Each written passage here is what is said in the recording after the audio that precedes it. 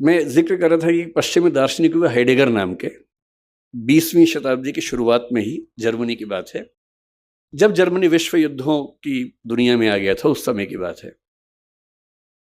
उन्होंने एक बड़ी गहरी बात कही।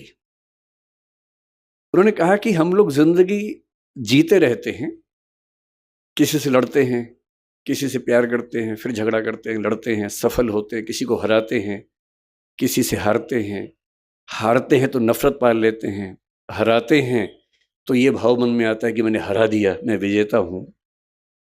इसी सब तिकड़म भरे अनुभवों को हम मिला के एक शब्द बोलते हैं जिंदगी, लाइफ। लेकिन कभी कभी ऐसा होता है जिंदगी में कि अचानक कोई इंसिडेंट होता है। वो इंसिडेंट क्या होता है? जैसे मान लीजिए कि मैं और मेरा दोस्त सड़क पे जा रहे हैं, अचानक एक ट्रक की कार ब्रेक फेल हुई, उसे टक्कर मारी और मेरे साथ जो मेरा दोस्त था उसकी मौत हो गई और मैं बच गया। अब जो मुझे एहसास होगा, उस एहसास का मतलब है नथिंगनेस, शून्यता। उस मोमेंट पे, उस क्षण में ये लगता है कि क्या है जिंदगी में ऐसा, और मैं जो इकट्ठा करने में लगा हूं, मैं जो ताकत के पीछे भाग रहा हूं, मैं जिस 8 साल बाद की प्रमोशन के लिए अभी से रात दिन जुटा हुआ हूं, ये सब तो एक सेकंड का खत्म होने का वाला खेल है। जिस जिंदगी का एक सेकंड बाद का अता पता नहीं है, भरोसा नहीं है, कल सुबह मैं उठूंगा भी या नहीं ये भी नहीं पता है, और मैं ऐसी जिंदगी जी रहा हूं जो 10 साल बाद मैं ये बन जाऊंगा, 18 साल बाद मेरी प्रमोशन ये होगी, मैं सेक्रेटरी बन जाऊंगा या मैं हाई कोर्ट का जज बन जाऊंगा। इस अनुभव में जो लोग थोड़े ज्यादा सेंसिटिव हैं, संवेदनशील हैं, वो इस अनुभव को झेल नहीं पाते, और उनके लिए इसी बिंदु पर टर्निंग पॉइंट आता है और वो जीवन का रास्ता मोड़ लेते हैं कि जब जीवन में कुछ भरोसा नहीं तो मैं इन निरर्थक चीजों के पीछे क्यों भागता रहूं? क्यों ना मैं किसी ऐसी सार्थक चीज की तलाश करूं जो अंततः मुझे सुकून देती हो। और हम जीवन क्यों जीते हैं? मैं दर्शन विषय का विद्यार्थी हूं, पढ़ाता भी हूं। भारत के, दुनिया के सब दार्शनिकों को पढ़ने पढ़ाने की प्रक्रिया में मैंने पाया कि अंततः सभी के मन में एक ही बात है, अलग अलग शब्दों से कहते हैं, और वो ये है कि जीवन का अंत इसी बात पे है कि मुझे सुकून मिले, मुझे आनंद मिले, मुझे सुख मिले। और सारे भौतिक सुखों के बाद, देश की राजधानी की सारी ताकत को देखने समझने के बाद, अगर उससे ज्यादा सुकून बारडोली के आश्रम में है, तो इसका मतलब है कि जीवन का सही अर्थ तो यहां आके खुलेगा, वहां तो नहीं खुलेगा। तो मैं बहुत कृतज्ञ हूं सिंघवी साहब का, डॉक्टर साहब का, कहाँ गए डॉक्टर साहब? हाँ, डॉक्टर साहब आपका बहुत कृतज्ञ हूँ कि आपने, अब मैं आपसे कोई काम नहीं बोलूंगा कि मुझे इलाज करवा दीजिए, वो मैं कभी नहीं बोलूंगा। वो तो मेरा शुरुआती लालच था जो मैंने आपको बताया भी नहीं अब तक, पर मन में था। और मुझे लगता है कि सच बोल देने से मुक्ति रहती है, झूठ बोलने में बड़ी दिक्कतें हैं, सच बोल देने से आदमी मुक्त रहता है। तो मेरा शुरुआती आपसे जो संवाद था वो लालच की बदौलत था, अब तो हम अच्छे दोस्त हो गए हैं। तो मैं कृतज्ञ हूं कि आपने मुझे यहाँ बुलाया और इतने सुंदर संसार के बीच में आने का मौका दिया। मैंने जब स्कूल को देखा, मुझे लगा कि टैगोर, महात्मा गांधी और पटेल जैसे एक हो गए हूं। टैगोर के शांति निकेतन में जो सबसे सुंदर कॉन्सेप्ट मैंने देखा कि क्लासरूम के अंदर पढ़ाई नहीं करनी है, पेड़ के नीचे बैठना है, खुले में बैठना है, प्रकृति में बैठ के पढ़ना है। मैंने देखा कि यहाँ क्लासरूम में चेयर्स हैं ही नहीं, केवल छोटे से स्टूल है, वो उठाना है और पेड़ के नीचे चले जाना है, और जहां मन करे वहां बैठ के पढ़ना है। क्यों एक चार दीवारी के अंदर बैठ के ही हम पढ़ाई करेंगे? महात्मा गांधी ने एक बहुत अच्छा विचार दिया था बुनियादी तालीम का, बुनियादी शिक्षा का, जो स्वावलंबन में जोर देता है, स्किल्स की ट्रेनिंग पर जोर देता है, मातृभाषा में शिक्षा पर जोर देता है। और मैंने पाया कि वो सारे के सारे सिद्धांत इस स्कूल के अंदर ठीक वैसे ही चल रहे हैं। और सरदार पटेल का तो आशीर्वाद आश्रम को मिला ही है, तो उनके प्रति तो कृतज्ञ होना वैसे भी बनता है। दूसरा, मैं थोड़ा सा, मुरारी बापू साथ में है, उनका जिक्र करके फिर मैं अपने मूल विषय पे आता हूँ, सरदार पटेल पर। मेरा आज तक ऐसा सौभाग्य नहीं हुआ कि मैं किसी कथा में जाके सुन सकूं, पर और मैं बहुत संदेह करने वाला व्यक्ति हूँ, मैं बहुत विश्वास करने वाला व्यक्ति हूँ नहीं। मैं ईश्वर को लेके भी उतना आग्रही नहीं हूँ। मुझे फ़िलॉसफ़ी पढ़ते-पढ़ते ज़्यादा संदेह मन में रहता है, बहुत ज़्यादा। ईश्वर भी हैं या नहीं हैं तो कैसे हैं? वो सब सवाल मेरे मन में बहुत ज़्यादा चलते हैं। पर मैं नास्तिक नहीं हूँ, मैं अज्ञेयवादी हूँ। अज्ञेयवाद का मतलब होता है कि मुझे पता नहीं ईश्वर हैं या नहीं हैं तो कैसे हैं, पर मैं ये संभावना मानता हूँ कि वो हैं, और अगर दुनिया चल रही है तो हो सकता है कि उन्हीं की बदौलत चल रही होगी। इस संभावना को मानता हूँ। मैं ये भी महसूस करता रहा हूँ कि जो संत का एक सुंदर अर्थ होता है, मैं संत कबीर का बहुत सम्मान करता हूँ। मैंने कबीरदास को अच्छे से पढ़ने का प्रयास किया है और बहुत प्रेरित होता हूँ उनसे, उनकी बातों से सीखता हूँ। संत रैदास को मैंने अच्छे से पढ़ने का प्रयास किया, कई बार किया। तो मैं अक्सर सोचता हूँ कि संत का मतलब क्या होता है? तो एक बार एक किताब में मुझे बड़ी सुंदर बात मिली। एक उम्र तक मेरा थोड़ा-सा लेफ्टिस्ट आइडियोलॉजी की तरफ काफ़ी झुका हुआ था, तो मुझे धर्म, संत इन सब से लगभग अरुचि सी थी। नफ़रत तो नहीं कहूँगा, पर अरुचि जैसा भाव रहता था। मेरे पेरेंट्स भी परेशान थे क्योंकि मैं कुछ अतिवाद के रास्ते पर उस समय चलता था। मुझे लगता था कि संत वो लोग हैं जो दुनिया के संघर्षों को छोड़ के भाग गए हैं। अरे भाई, मैं बुद्ध को पढ़ता था, महावीर, वर्धमान महावीर को पढ़ता था। मुझे लगता था कि क्यों ऐसा करते हो भाई? सब लोग स्ट्रगल कर रहे हैं, रोजी-रोटी का संकट सबके सामने है, सबके बच्चे हैं, उनकी शादी होगी, नहीं होगी, करियर होगा, नहीं होगा, इतना इतना स्ट्रगल है। उस स्ट्रगल से हम तटस्थ हो जाएँ, ये मुक्ति कैसे हो सकती है? फिर एक बार मेरे हाथ में किताब लग गई, क्योंकि मुझे किताब पढ़ने का शौक है और मेरे सबसे अच्छे दोस्त अगर कोई हैं तो किताबें ही हैं। और एक किताब इसी विषय पर मैंने पढ़ी कि संत होने का मतलब क्या होता है। तो उसमें बड़ी सुंदर एक व्याख्या थी कि संत वो नहीं है जो दुनिया की मुख्य धारा से भाग गया है। संत वो है जो जानता है कि अगर वो मुख्य धारा में उतर गया तो शायद सबको हरा देगा, पर वो उतरने से पहले ही जानता है कि सबसे जीत के भी कुछ हासिल नहीं होगा।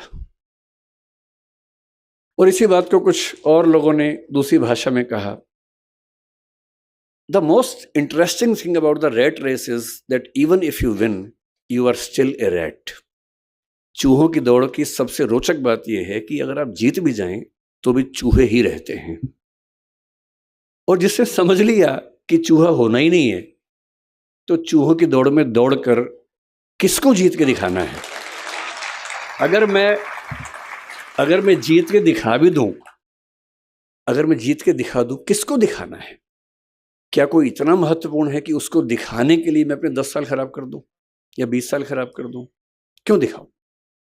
और अंततः तो साक्षी भाव से खुद को ही देखना है।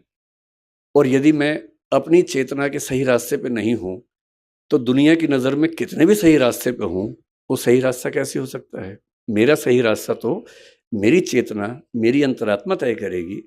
और यदि मेरी अंतरात्मा इस बिंदु पर सुकून महसूस करती है कि मुझे उस चूहों की दौड़ में शामिल होना ही नहीं है, तो नहीं होना है।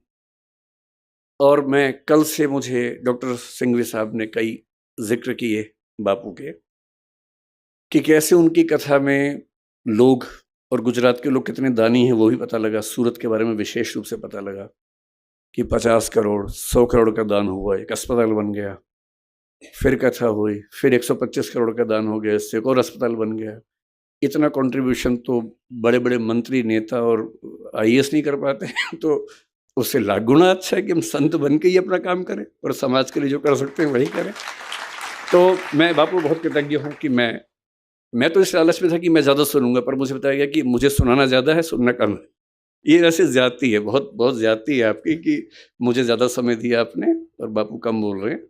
इसका उल्टा होना चाहिए था, पर ठीक है, आपने अपना कुछ मुझे सोची होगी इसके पीछे। अब मैं सरदार पटेल पर आता हूं, जो मेरा मूल विषय है।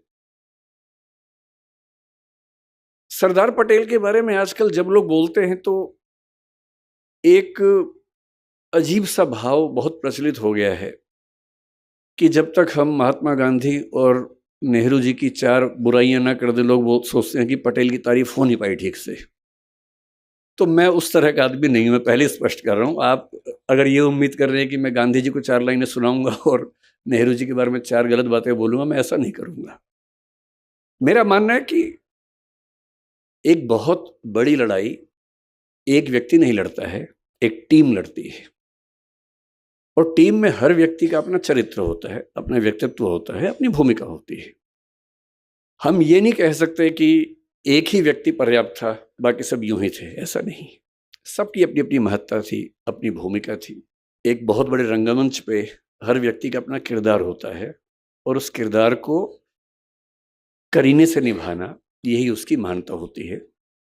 मैं ये जरूर मानता हूं कि सरदार वल्लभ भाई पटेल जितने सम्मान के हकदार थे, उतना हमारी पीढ़ियों ने उनको दिया नहीं।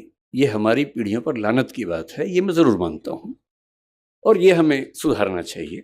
क्यों सुधारना चाहिए? मैं कुछ ऐसी बुनियादी बातें आपसे कहूँगा। क्योंकि मैं यूपीएससी के लिए पढ़ता पढ़ाता हूँ, तो इतिहास पर लंबा लेक्चर देना तो सामान्य बात है, पर आज जो ऑडियंस है, मैंने पूछा पहले कौन लोग रहने वाले हैं, तो बताया कि स्कूल के बच्चे होंगे, कुछ समाज के लोग होंगे। तो मैं ये मान के आया था कि हमें बहुत आसान बातें करनी है, मुश्किल बातें नहीं करनी है।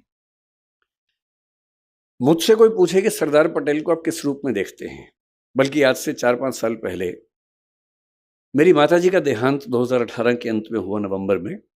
और जब ऐसा हुआ तो स्वाभाविक सी बात है कि मेरे पिताजी, जिनकी उम्र लगभग 80 साल है, वो काफ़ी अकेले हो गए थे, टूट से गए थे। वो भी बहुत एक्टिव हैं, पढ़ते लिखते हैं, किताब हर महीने एक किताब लिखते हैं, एक मैगजीन निकालते हैं। मुझसे ज़्यादा युवा हैं, मैं तो उनकी तुलना में बूढ़ा हूँ। तो मैंने उनसे पूछा अगले साल, मैंने कहा पिताजी आपका जन्मदिन आने वाला है, मतलब माताजी की मृत्यु के शायद 3 महीने बाद की बात, 2 महीने बाद की बात है। तो मैंने कहा आपका जन्मदिन आने वाला है, आप क्या चाहते हैं, कैसे मनाएं? मुझे लग रहा था कहीं वो ये ना कहे कि मेरा मन नहीं है मनाने का या कुछ ऐसा। उन्होंने कहा कि मुझे ना जो सरदार पटेल की प्रतिमा बनी है वहां ले चलो। तो मेरे मन में इच्छा थी, इसी बहाने उनका मन भी बहला, तो हम वहां गए।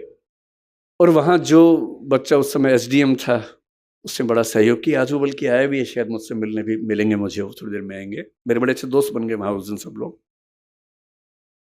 उस दिन में म्यूजियम देखा। करमसद तो मैं अपने पिताजी और माँ दोनों को लेके गया था, पत्नी भी गई थी, सब लोग गए थे उनका घर देखने के लिए। तो कोई मुझसे पूछता है कि सरदार पटेल को लेकर आपके मन में क्या भाव सबसे पहले आता है?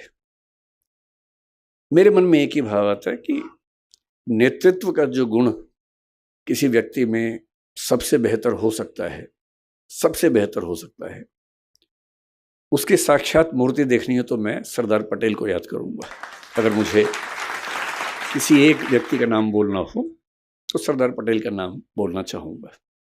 क्यों बोलना चाहूंगा? उसकी वजह अलग हैं, शायद वो वजहें थोड़ी सी इतिहास में आपको अलग लगे, पर मैं आपको 2-3 वजहें बता के बात समाप्त करूंगा।